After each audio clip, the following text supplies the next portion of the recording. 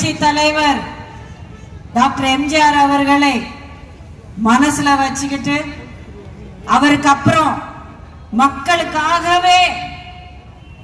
அவர்களுடைய வாழ்க்கையை அர்ப்பணித்த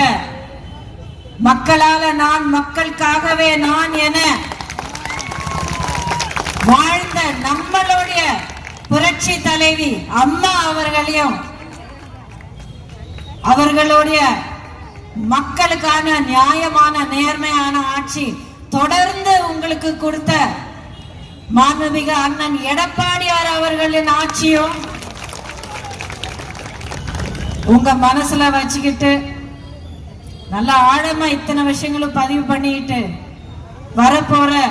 2026 நடக்க போற தேர்தல் அன்னைக்கு இரட்டை இலைக்கு வாக்களித்து தமிழ்நாட்டையும் தமிழ் மக்களின் வாழ்க்கையும் நீங்க மீட்டெடுக்கணும். இந்த மிகப்பெரிய பொறுப்பு